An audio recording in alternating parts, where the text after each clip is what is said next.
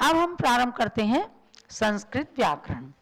व्याकरण को वैसे लोहे का चना कहा जाता है, समय सार को हलवा कहा जाता है, तो व्याकरण को लोहे का चना भी कहा जाता है।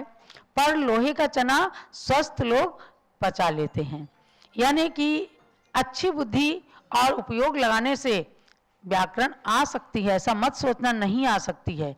और यही कारण है कि अपनी भारतीय संस्कृति में बच्चों को स्कूल के अंदर पहली कक्षा से लेकर और 5वीं 8वीं क्लास तक भी अनिवार्य संस्कृत के रूप में छोटी छोटी संस्कृत तो पढ़ाई जाती थी। अभी तो हम वही आपको basic knowledge of Sanskrit language, तो वही हम आपको बता रहे हैं। अब आप खोलिएगा संस्कृत व्याकरण में पेज नंबर 17 और सूत्र नंबर 45 पर हम आते हैं।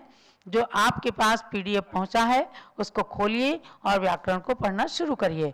देखिएगा क्या आपने 44 नंबर सूत्र तक नद्देशा तक पढ़ा था, दध्यत्र और नद्देशा, यानी यण संधि के रूप में इसको जाना था कि ई को य हो जाता है और आगे उसकी संधि हो जाती है तो बन जाते हैं। अब देखो असवर्णों की संधि, यानी कि अब है मधु प्लस अत्र, वधु प्लस आसनम। अब आप देखिएगा ये है मधु प्लस अत्र, यानी उ और आ की जो संधि है उसको असवर्ण में संधि कहेंगे। कैसे? तो अब इसको अनतिक्रम्यन विश्लेषित इस सूत्र से बिल्कुल अलग अलग एक एक शब्द को कर लीजिए। तो मधु में से ऊ निकाल दिया तो मद बचा, हलंत कर दिया इसमें से जब ऊ निकल गया ऊ, और फिर प्लस अत्र, इस प्रकार से रहा। देखो मद ऊ प्लस अत्र। अब सूत्र लगता है 45 नंबर का, वमु वर्णः वमो वर्णः वमु वर्णः वमो वर्णः। वमु वर्णः सूत्र क्या कहता है कि उवर्ण को व हो जाता, इस उ को व हो गया और वो व भी हलंत रहा, वकार, तो व हो गया और अत्र जैसा का तैसा रहा। तो इसमें कहा है कि यदि आगे उवर्ण ना होकर असवर्ण स्वर हो, अगर आगे उ होता तो अलग संधि होती। अब ये ऊ के बाद में आ है तो इसको असवर्ण कहा है। सवर्ण किसको कहते हैं? जैसे ऊ ऊ होता, आ होता तो सवर्ण कहलाता। यहाँ ऊ के बाद आ है तो ये असवर्ण की संधि है, तो ऊ को वह हो गया और अत्र ज्यों का त्यों है।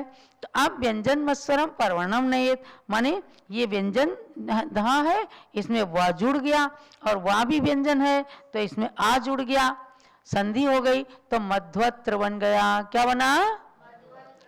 क्या बना? मध्वत्र। ये ऊ को वाह होकर के, और सूत्र इसमें लगा 45 नंबर का मध्वत्र। अब आगे चलिएगा, मध्वत्र के बाद में वधु प्लस आसनम। अब बड़ा ऊ और बड़ा आ की संधि है, ये भी असवर्ण है। अभी संधि चल रही है स्वर संधि, ऊ भी स्वर है आ भी स्वर है, लेकिन ऊ के बाद ऊ होता तो सवर्ण की संधि होती, ऊ के बाद आ है तो ये असवर्ण संधि कही जाती है। आपको सवर्ण और असवर्ण के बारे में हम बता चुके हैं।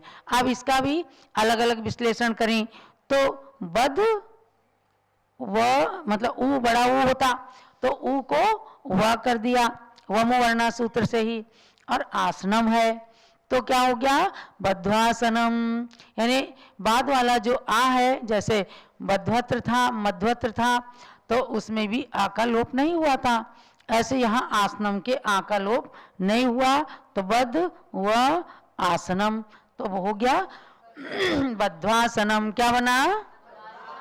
बद्ध्वासनम, ये संधि हो गई। और इसके लिए सूत्र एक रहा ये 45 नंबर का वमु वर्णः। अब आप आगे चलिएगा, हम चलते हैं अब पितृ प्लस अर्थः, मातृ प्लस अर्थः। अब ये भी असवर्ण संधि है। री, जो री री लिल री भी इस संस्कृत व्याकरण में आई। आज तो कंप्यूटर से शायद री री लिल री किसी स्पेशल फॉन्ट के अंदर ही है, बाकी कंप्यूटर से हट भी गए हैं ये वर्ण। तो पितृ प्लस अर्थः। अब इसको विश्लेषण किया तो क्या हुआ? पित री प्लस अर्थः, पित री प्लस अर्थः। तो अब सूत्र लगता है 46 नंबर, रम रिवर्णः, रम रिवर्णः, रम रिवर्णः, रम रिवर्णः। यानी रिवर्ण। देखो रा की 3 स्थिति हैं, एक है रकार, एक है रिकार और एक है रेफ। समझे? र रकार माने र लिखा जाता है जो, चाहे वो संयुक्त अक्षर करके लिखा जाए, और एक री है जो नीचे जैसे मातृ में री है, और ये अर्था में ये रेफ है, ये ऊपर चला जाता है। तो 3 चीजें हैं। अब यहाँ री को र हो जाता है, तो पित री और फिर री को र हो गया, तो र हलंत हुआ और अर्था है, पित री र और अर्था। तो इसकी संधि होकर के पित्रर्था बन गया, यानी पितृर्था नहीं बना। जो री है उसको री बोलते हैं, जो रा है उसको र बोलते हैं, और जो ऊपर का रेफ है वो 2 शब्दों के बीच में आता है, तो उसको बोलते हैं रेफ। तो ये रेफ है, तो मिल करके मात्रर्था बन गया। समझे ना? क्या बना? मात्रर्था। ऐसे ही देखो मातृ प्लस अर्था, तो मात्रर्था बन गया, पितृ अर्था पित्रर्था बन गया।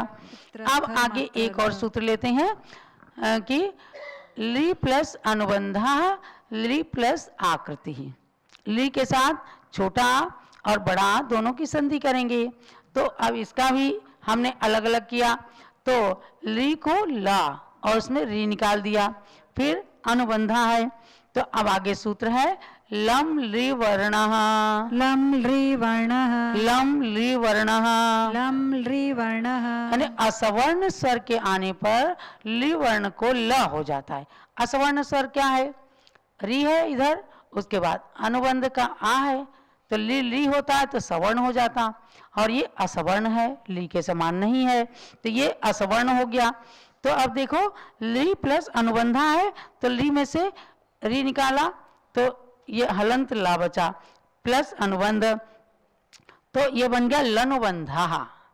और उसके बाद ली प्लस आकृति है, तो लो री, इसमें अलग अलग जब छोटा था तो हमने नहीं अलग अलग निकाला, क्योंकि ऊपर का आप नियम समझ चुके हैं। तो ली प्लस आकृति है, ली को ला हो गया। लम रिवर्णा सूत्र क्या कहता है कि रिवर्ण को ल हो जाता है, तो हलंत ला हो गया। इसको ली को फिर हमने ये हटा दिया, तो इसको ल हो गया, और आकृति ही तो लाकृति बन गया। ऐसे ली अनुबंधा था, इसको ल हो गया, तो अनुबंध इसको हलंत कर दिया, ली अनुबंधा तो लनुबंधा हो गया, और लाकृति। इनके कोई अर्थ इतना नहीं समझना है, लेकिन केवल संधि के नियम समझना है। ये जब जहाँ पर कहीं अगर आएंगे, कोई जरूरी नहीं है कि सब चीज आपके यूज में ही आए, लेकिन नियम को सिखाने के लिए कुछ चीज़ों का सहारा, शब्दों का सहारा लेना ही पड़ता है। तो इस प्रकार से 47 नंबर के सूत्र तक आपने संधि प्रकरण को, असवर्ण की संधि प्रकरण को जान लिया है। और ध्यान देना है आपको कि 31 जनवरी को हम आपकी 60 सूत्रों की परीक्षा लेंगे। उससे पहले 60 सूत्र तक का कोर्स पूरा करना है, स्वर संधि पूरी होगी, और आप एक दूसरे से चाहें तो प्रश्न करके उनके उत्तर को जान करके अपने ज्ञान को बढ़ा सकते हैं।